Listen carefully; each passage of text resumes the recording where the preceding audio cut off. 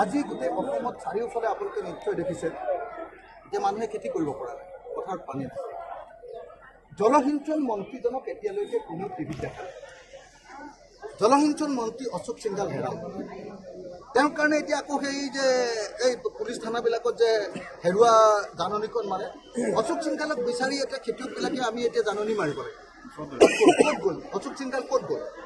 একডৰা পথাৰত পানী দিব পৰা নাই। আশ্চৰ্যজনকভাৱে তামোলপুৰলৈ গৈছিলোঁ, কোকৰাঝাৰলৈ গৈছিলোঁ, মই ওদালগুৰিলৈ গৈছিলোঁ আৰু বাক্সা জিলালৈ গৈছিলোঁ।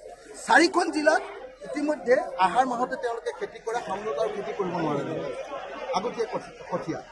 কিন্তু এইবাৰ খেতি কৰিব নোৱাৰি পথাৰ পেলাই থৈ দিছে। পথাৰ পেলাই থৈ দিয়াৰ পাছতো এতিয়ালৈকে অসমৰ ইৰিগেশ্যন ডিপাৰ্টমেণ্টে, জলসিঞ্চন ডিপাৰ্টমেণ্টে এক টোপাল পানী দিব পাৰে। হিমন্ত বিশ্ব শৰ্মাৰ ইমান ডাঙৰ ডাঙৰ কথা, ফিতাহী মৰা কথা।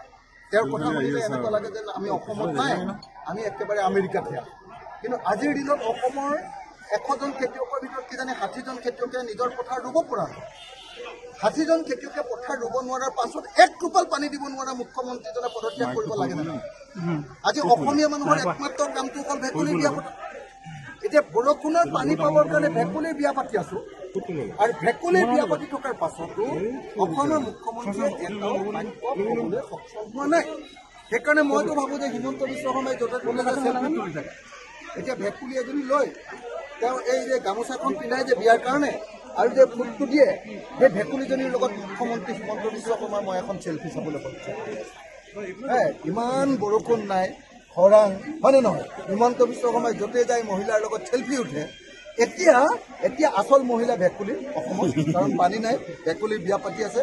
গতিকে হিমন্ত বিশ্ব শৰ্মাক মই চাব খোজোঁ যে এগৰাকী ভেকুলী, তেওঁৰ মূৰত সেন্দুৰ থাকিব, এখন গামোচা থাকিব, আৰু হিমন্ত বিশ্ব শৰ্মাই চেল্ফি মাৰি গোটেই অসমতে বিখ্যাত কৰি দিব।